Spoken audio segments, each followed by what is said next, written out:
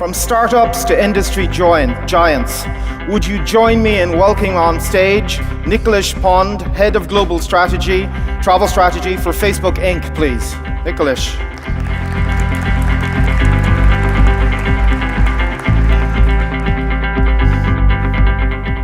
Thank you, Peter. So Nikhilesh, welcome. Thank you very much for joining us here today. Of course. Let's start by talking a little bit about Facebook in general and how the company is structured. Could you help us understand how Facebook works and how travel fits within the overall picture? Sure. So I'll talk about our product teams because I'm most familiar with those parts of the organization. Broadly, we have two types of product teams at Facebook. There's the teams that focus on our consumer products, and then the teams that work on our monetization products, our ad products. So the first type, the consumer product teams, include, for example, our platform teams. So think of our core apps, Facebook, Instagram, Messenger, WhatsApp, as well as the ones that work on our broad horizontal products. So think of video, stories. And these are horizontal in the sense that they create products that work across industries. On the ad side, we have teams that are specialized in specific industries. Or in our parlance, they are called verticalized. Mm-hmm. For example, I am part of the travel ads team, which works on monetization products for travel. And obviously, we work in collaboration with a constellation of other teams around us to build kind of the robust solutions we have in market today. Great. OK, so that's how you're organized. When we think of Facebook, most of us at least, I don't think we really start thinking about travel. It's not the first thing that we would think about. Could you explain to us a little bit about what role you see Facebook wanting to play in the travel space and what you can do for both, as you mentioned, the consumer side and the business side? So let's talk about travelers and consumers first. So I think everyone knows that Facebook has global reach. We have about 2.7 billion people on our platform today every month. About 2.1 billion people every day use Facebook. What's interesting for travel, though, is that travelers engage with Facebook almost at every stage of the customer journey, of the travel journey. For example, 70% of leisure travelers in Europe, specifically in the UK, Germany, and France, use Facebook for travel-related activities. So travel activity is organic on Facebook, and it's endemic on Facebook. And this level of engagement actually increases when people are actually traveling in-trip, because you're sharing your pictures, or you're asking friends and family for recommendations, or you're checking into destinations. So Facebook is already the traveler's constant companion. Mm-hmm. And we want to provide the most meaningful and relevant experiences to travelers as they go through their journey. That's the consumer side. On the business side, of course, what we offer is the ability for businesses to reach customers at massive scale, at unprecedented scale almost. But more importantly, we provide the products and tools for businesses to connect with travelers at every stage of their journey as they go through their trip. Be it on Instagram, when they're looking to be inspired, or Facebook, when they're planning, or on Messenger, when they're actually traveling. OK, you mentioned the topic of products there. Can you explain a little bit how you decide what products you should build, what's your approach to product development? Is it customer-driven, or the phrase you used was business-driven? Let's use that phrase. No, so actually backing up a little farther away, our broad approach to product development at Facebook is definitely grounded in our mission. So Facebook's mission is to give people the power to build community and bring the world closer together. And for the last 15 years or so, we've been building out the digital equivalent of the town square. But as Mark mentioned in a note a couple months ago, we are entering a new chapter now. And what we're going to be focusing on over the next few years is building out the digital equivalent of the living room, where you can interact with friends, family, whoever you want, in all the ways that you would want privately. So this could be through messaging. This could be through stories, where your data doesn't stick around forever. And different and other kind of ways of private interaction that will evolve over time. Okay, That's kind of our broad approach. and then if we focus specifically on travel, on travel products, could you kind of explain to us a little bit about what you're doing right now and the approach that you're taking towards building these travel products? Yeah. So before I get to like what we're building right now, I think I should kind of set up the stage of like what we have in market, how we got to this stage.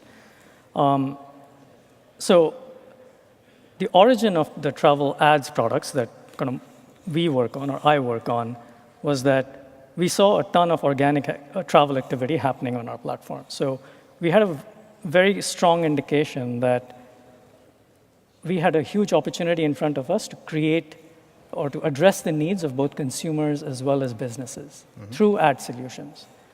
But the first ad product that Facebook launched in market was actually not for travel. It was for the e-commerce industry. It was a product that is called dynamic ads. But soon after it launched, we found that the earliest and most active adopters of the product were travel companies. So that was another signal to us that we had good product market fit in travel. But we still were very intentional and kind of deliberate about what products to build. So we started with the travel journey in mind, all the way from inspiration, planning, purchase, in-trip. And our vision is to create products that enable businesses to connect with people at every step of this process. For example, the very first travel ads product we launched was our retargeting product. So it's hotel ads for prospecting and flight ads for prospecting. And they enable businesses to reach people very close to the point of purchase. But soon after it launched, we actually heard from our partners that they want to use our platforms for new customer acquisition by reaching people even earlier in the travel journey. That's when we built our prospecting products. So we have hotel ads for prospecting, flight ads for prospecting, as well as trip consideration, which is one of our newer products. And with these products, you can reach people not just who are knee-deep in the planning process, but even earlier in the journey when they, for example, might still be looking for travel inspiration. So we've taken kind of a step-by-step approach to building products for different advertiser needs, and we'll continue to do that going forward. Okay, so let's talk about the present. That's the past. What are you working on right now that's going to be of interest to our audience here, people from the travel industry? What are you working on, and how can they use it to better reach their customers? Yeah. So a big focus area is, for example, expanding travel ads to new creative formats, especially to stories. We have about 500 million daily actives on our 3 stories formats across Facebook and Instagram, Messenger, and WhatsApp. So bringing travel ads to stories is a huge focus area for us. For the travel industry specifically, what we're interested in is in the inspiration phase of the traveler journey, because we feel we have a unique role to play there. We see a bunch of travel inspiration already happening organically on our platforms. For example, Instagram has always been a platform where people follow their friends, follow the brands that they love, follow influencers and creators, as well as their interests. And travel is actually the #1 interest on Instagram, which means we beat out things like food, beauty, fashion. Whenever you beat out food on Instagram, you know you're like doing really well. So we are thinking through what sort of products and experiences we can build to help or enable businesses to connect with the traveler at that moment of inspiration, and then, of course, stay connected with them through their purchase journey. Is it just inspiration, or are you building products for later on in the guest cycle, or not? So we already have products in the planning as well as the purchase kind of stages. Inspiration is the next thing to go, and then we'll probably move our attention to the in-destination phase as well. But that's a bit down the road. Okay. I think one of the questions lots of people have is what kind of effect will I don't know whether it's rumored or announced is the best word, move towards a kind of a more messaging type situation, as you called it, the living room type situation. What effect will that have on your plans for the travel industry and on the apps and the products that you have? I think you're referring to Mark's note from a Yeah. couple months ago about where he laid out his vision and kind of guidelines for a privacy-focused social platform, a social network. And he also mentioned that we have a ton of work ahead of us, and it's going to take us the next few years to actually rebuild a lot of our services around these ideas. So I'd say that, at least for the travel ads team, this is early days, and we'll know more and share more as we go forward. So beyond ads, what else are you thinking about for travelers on Facebook? Yeah, good question. So, of course, You're an ad guy, yeah, you know, it's on unfair, the travel but ads team, we think about kind of ads products. But having said that, we always build for people first, and then think about how we can create ways for businesses to reach people through ads. So let me share kind of some of the insights we've gained about consumer trends happening on our platforms and how that has influenced our product thinking. So we ran a big survey to understand the leisure traveler's customer journey on our platforms. And one of the things we realized is, for example, younger travelers. So, for example, European travelers in the 18 to 34 age bracket, for them, Facebook platforms are actually the #1 online source for destination discovery. In fact, like 60% of younger travelers in Europe said they find travel inspiration on Facebook. And that's what actually got us interested in the inspiration phase of the travel journey in the first place, because we saw so much organic activity happening there. And that's why we're thinking about what unique and compelling products we can build in that phase. The other thing we realized is younger travelers are just more demanding, and they expect more from the industry. For example, about 58% of younger travelers in Europe said they want to use augmented reality, virtual reality, to experience travel products before buying them. And that's why we want to bring travel ads to stories, to bring richer experiences to travelers. And that's why Facebook keeps innovating on creative formats, and we're investing, obviously, a ton in AR and VR. okay. Many of your, I won't say competitors, but many other platforms, if we think about, in particular, Google, and we think about TripAdvisor, have gone down the route of getting more deeply involved in the actual purchase or booking process. They haven't become the agent of record, but they've taken control over the way in which the customer is funneled towards the actual commitment to the purchase. Do you think Facebook's going to go down that route, or are you much more staying towards the advertising and let's call it demand collection side? Well, I'd say that right now what we are focused on is like perfecting the products that we have in market. For example, we're improving our prospecting products with feedback from our partners. The other thing we're really focused on is building new products along kind of different stages of the travel journey, as I described. We feel that we have a lot more opportunity on those fronts, and honestly, that'll keep us busy for the foreseeable future.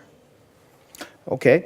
If we think a little bit about mobile, Facebook over the last decade has invested massive amounts in mobile, and you yourself in your previous positions and so on have been deeply involved in this area.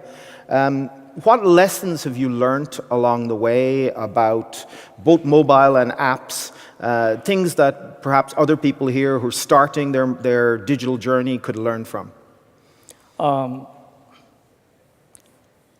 Well, I think I should just say it, even though sometimes it's a cliche, but we are in a mobile-first world, right? And I say it because, I'll tell you the stat first, right? On average, globally, people spend about 2 hours every day on their mobile devices.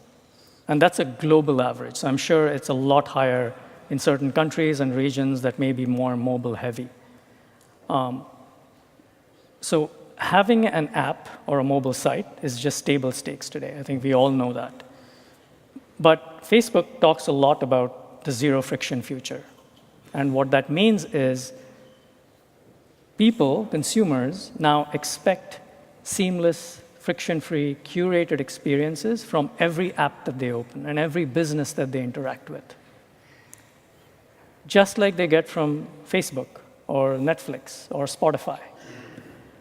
And a number of companies still fall short of that expectation. For example, as part of Zero Friction Future, we actually ran a study of 600 companies in the United States, not just in travel. This was an industry-wide study. And we realized that it takes about 22 clicks on average to get through the checkout process. Now, we must admit that that's way too much. When you say the checkout process, you mean the purchase process Yes. across all the industries? Yes. Okay. Literally, so including e-commerce companies, retail companies, whatever you have. It's about 22 clicks. And this was a random sampling of 600 companies, so we avoided bias. So the lessons are clear, I think.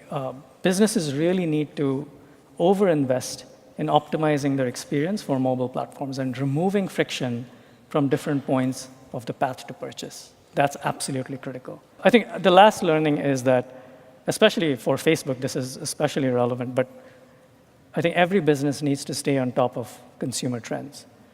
Technology is just changing so rapidly, and customer behaviors and expectations can change on a dime. So it's really important to be aware of what's happening and then adapt and respond to it to really stay relevant to travelers. It's interesting what you say about friction-free and so on. I had an experience about 2 seconds before coming on stage where I was trying to change a reservation. And I downloaded the app of a company which is not in the room. I'm not going to say who it was, but they're not in the room anyway. And when I look on the website, I have my reservation. And when I look on the app, I don't have my reservation. And all of the details are exactly the same. So that's definitely friction for me in this particular case.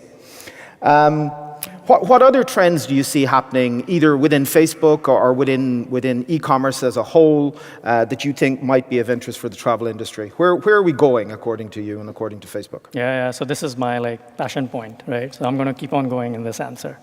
So we actually, it's a timely question because we have a ton of innovations happening at Facebook, and we actually had F8, which is our annual developer conference, and it happened just 2 weeks ago, so we made a slew of announcements. So there's a ton of them, but I'll cover a couple that I feel are relevant to our industry.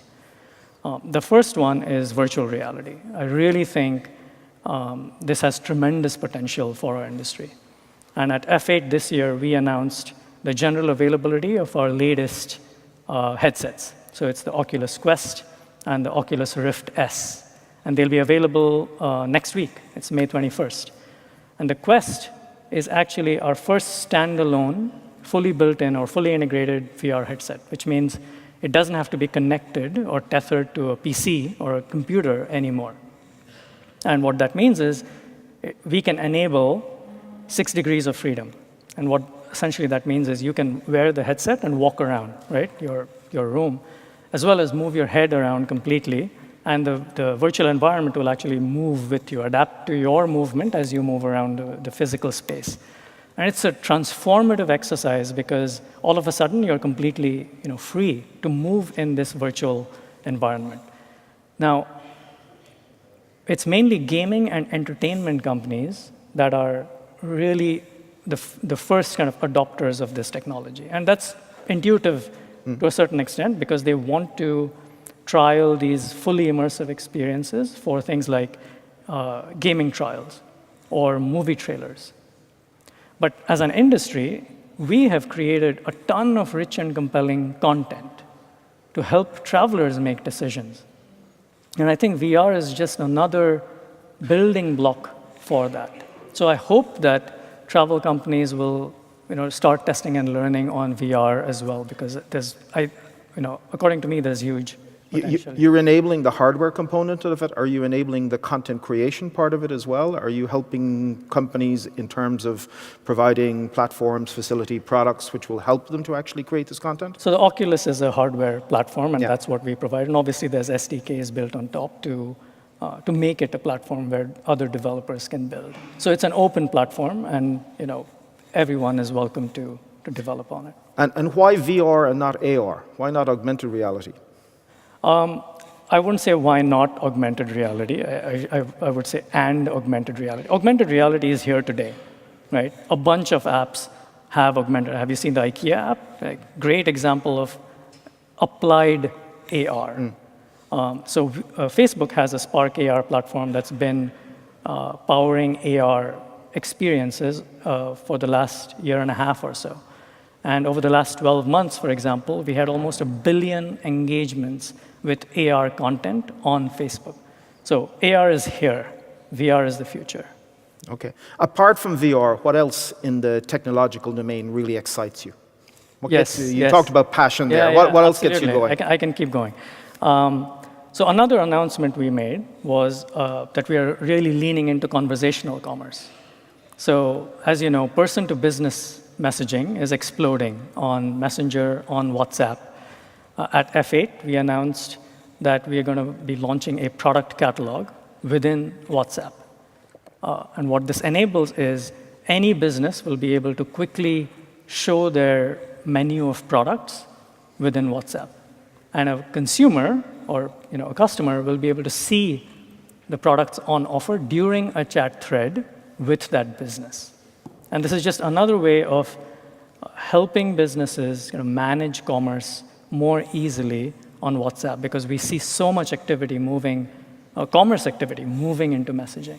I had a session yesterday with some of the directors of digital transformation for various travel companies. We did a quick fire round at the end, and one of the subjects that came up was chatbots. And the feeling was that chatbots are totally overrated and are not delivering on their potential. How would you react to that? Well, it depends on what you're using them for, right? And relative to what. So I think chatbots have enormous applications in customer service, for example. On the commerce side, people may want to actually interact with a agent, and that's fine. You have to use the tool for the use case that it's ideal for. Okay. On a more personal note, let's just think for a second. In the past, you've worked for very different types of companies. You've worked for Expedia, you've worked for Flipkart, both of which I would call, let's call, pure e-commerce companies. Now you're working for a social network. How is it different? What's different about working for a social network? Or is it different? Oh, well, it's different and it's similar. So let's start with the differences first. So obviously, at Expedia and Flipkart, I was a media buyer, right? So I spent 8 years with Expedia on their online marketing team, which is the team that manages all of their performance marketing channels. At Flipkart, I ran their digital marketing, all of their digital marketing teams. So I was firmly on the advertiser side of the business.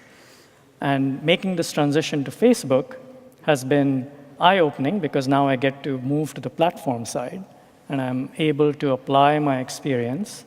So you've defected to the enemy effectively here, okay? No, I think it's just two sides of the pendulum, I guess, but they're adjacent, because now what I get to do is I'm able to apply kind of what I learned in building products, ad products for our industry and for our advertisers.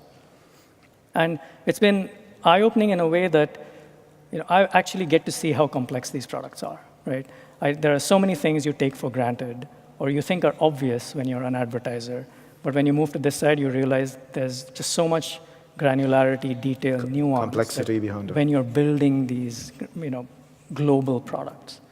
So those are the differences. On the similarities, I would say, both Facebook and Flipkart, for example, are mission-driven companies. So I mentioned Facebook's mission is to give people the power to build community and bring the world closer together. And we do that through our core apps, as well as new apps that we develop. So Facebook Lite is a great example that we launched for emerging markets, where people have low-end devices with space restrictions, or where mobile data is expensive. And the intent is that we want to serve everyone with our platforms. Flipkart has launched a nationwide logistics network in India to bring tens of thousands of quality products to towns around the country, towns that otherwise would not have had access to these products.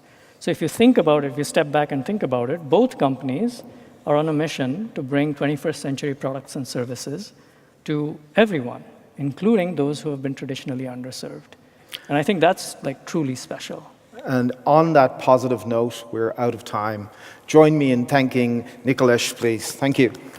Thank you.